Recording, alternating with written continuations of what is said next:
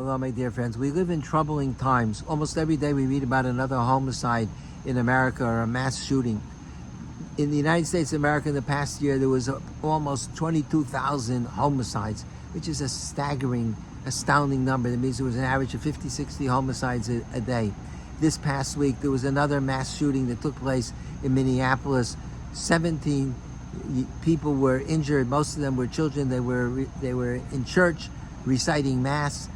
Two children perished in that attack.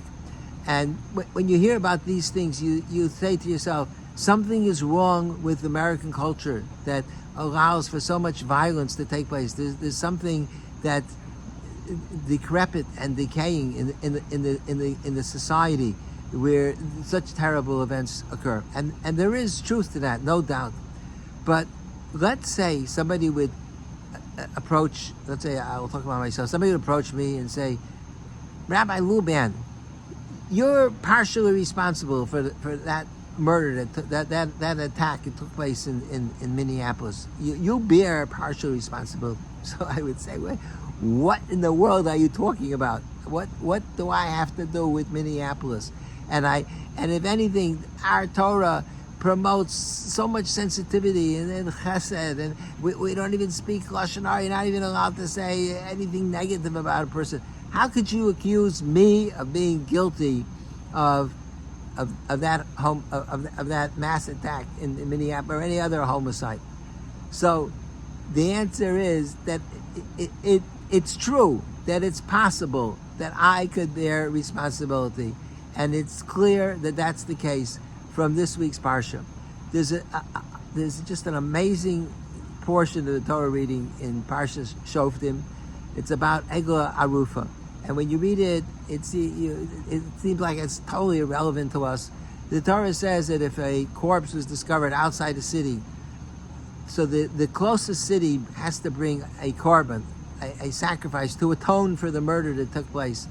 And the elders of the city, while they're bringing that, they bring a heifer as a sacrifice. And while they're bringing the sacrifice, the Ziknei Ir, the elders of the city, the religious leadership has to say, Yodeinu lo shafchu es hadam hazeh. We did not spill this blood. So the question is, what in the world is going on? Why did the elders of the city have to say we didn't spill the blood? It's the same as like saying I didn't commit the mass murder and I'm not guilty for the mass murder in Minneapolis. What did the elders of the city? They found a corpse out the city. There was a murderer. He was somebody who was morally degenerate. He's guilty. Why are you saying that the elders of the city have to say we're not guilty? Of course they're not guilty. So Rashi asks the question. Rashi quotes the Gemara in Sota. The Gemara says, would anybody in their heart even contemplate or think that the Ziknei Ha'ir, the elders of the city, the religious leadership, the Ziknei Bezdin, that they're responsible for the murder? So Rashi quotes the Gemara in Sota, says, yes, they could have been responsible. You know why? Because there's a mitzvah to mimalava a person. When a person takes leave, when a person leaves your house, or a person goes on a trip, there's a mitzvah to mimalava the person, to escort the person. And if the Ziknei Ha'ir were guilty of not being malava the person, if there was no escort, or if they had not at least arranged in the city, the Chavetz Chaim says that in many cities they had special groups that would be malava people. If there was no levaya that took place in the city, so then the Ziknei Ha'ir would have been responsible for the partially responsible for the death. And therefore they have to say, Yodeinu lo shafchu. We're not responsible. Why? Because we were malava the person. But if they were not malava the person, then they would be responsible. So, but the question is, like, just hits you in the face. Let's say they weren't malava. Does that mean they're responsible? The levaya is altogether how long? How big is? How far do you walk with somebody levaya? The halach is 4 amas. It's like 6 to 8 feet. So why would it make any difference if they walked 6 to 8 feet with the person or they didn't walk 6 to 8 feet? In any event, you're not malav a person. There's The mitzvah Levi is not to escort the person all the way to his destination. So you could say, well, if you had walked with him, then he would have chased away the marauders. It's just 6 to 8 feet, and in the city they could already fulfill the mitzvah of Levi. So what does it have to do with the murder that took place?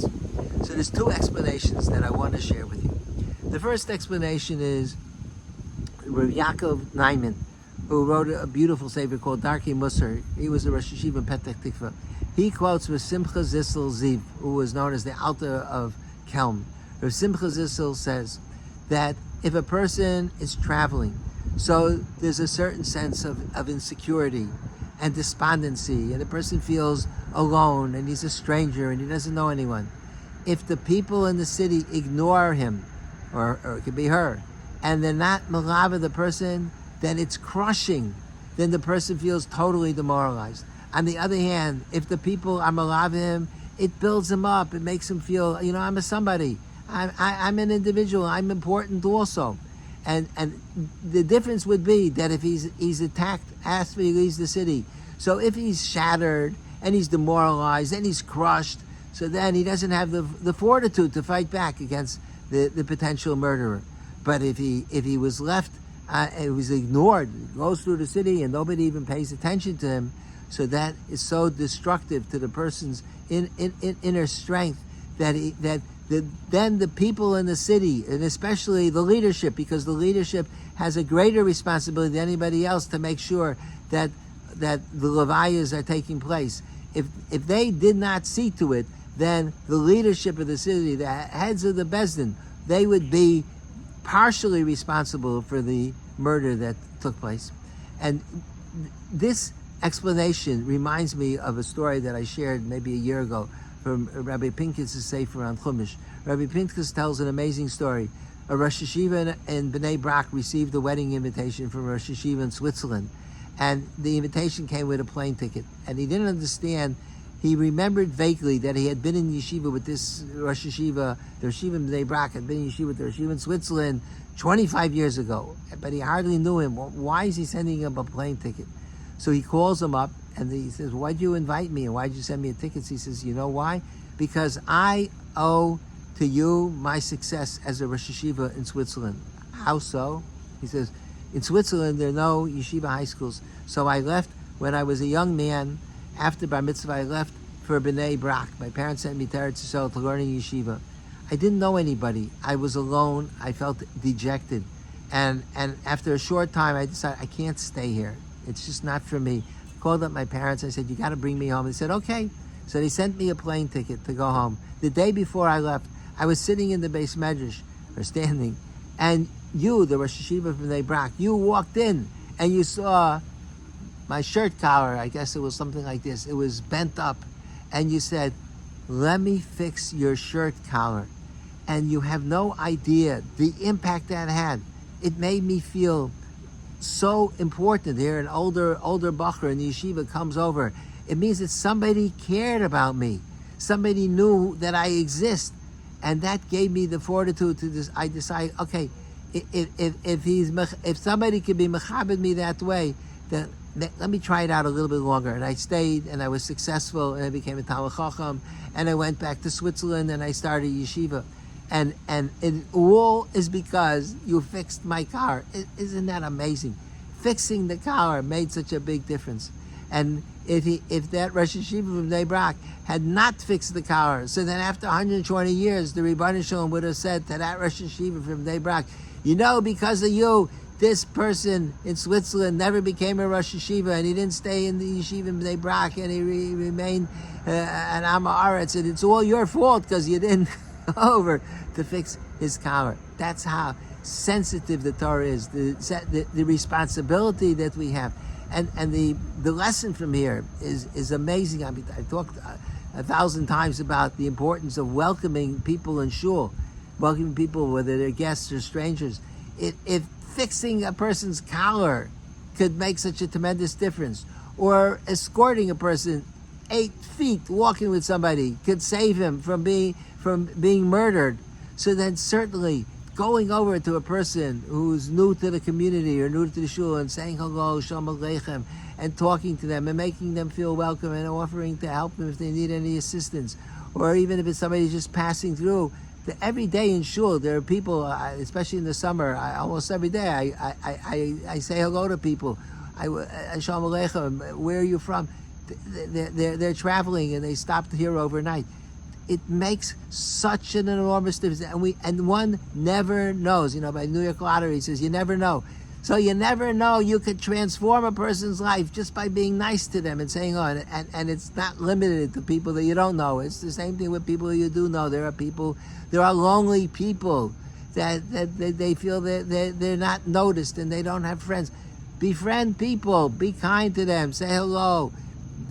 Interact with them. That makes an enormous difference. But the reason why I'm telling you this chazal about Eglah Arufah is because of the second explanation that Rav Yaakov Naiman. This first explanation is fantastic and it's a lesson itself. But as it relates to mass murderers,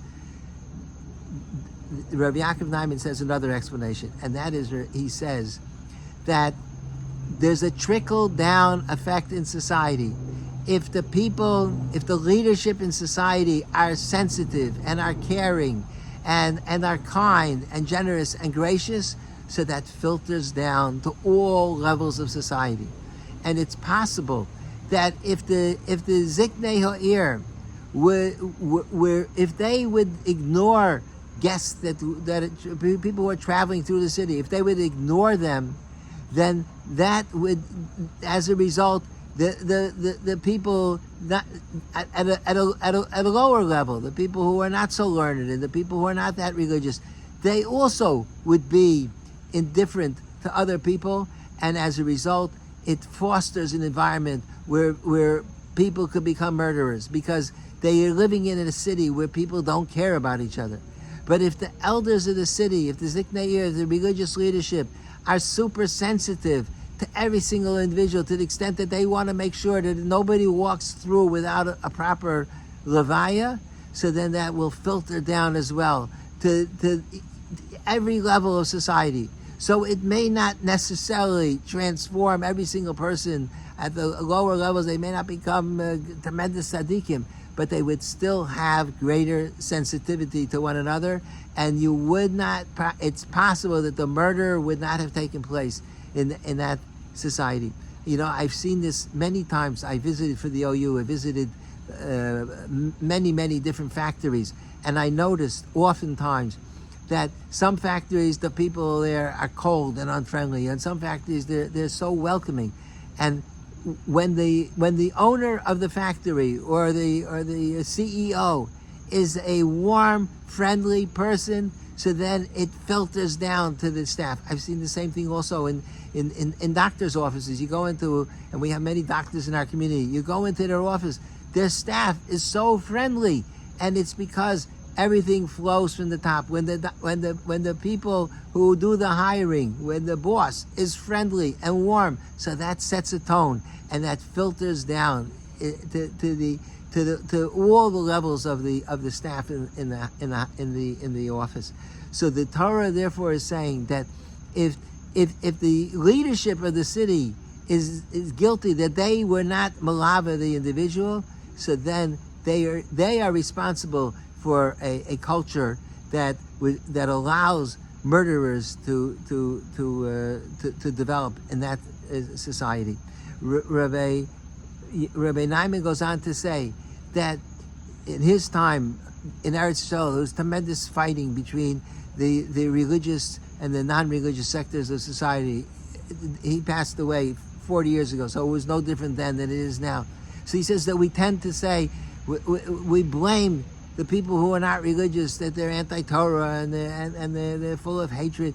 He says, if we would show them love, and if they would see that even among ourselves there's no machlokas and there's no fighting in Eretz Yisrael, there's so many such. I don't want to talk about Eretz Yisrael because I don't want to say Lashon Hara about Eretz Yisrael, but it's true all over that societies are fractured, and even among religious societies there's fighting that takes place, and there's machlokas and people get angry at each other. That has an impact on the rest of society. And when we see people who are angry people and they're full of hatred, then we have to feel that we're responsible, because if we're successful and if the Ziknei Ir were Malava, the person who was walking through, that would help contribute to a society of friendship and love and ahava, and that would filter down to all levels of society. And therefore, we have to think about, instead of pointing fingers and say, it's true, in an American culture, there is a problem. There's no doubt that if violence proliferates, there's something wrong in Denmark, but in America too, but it's something rotten.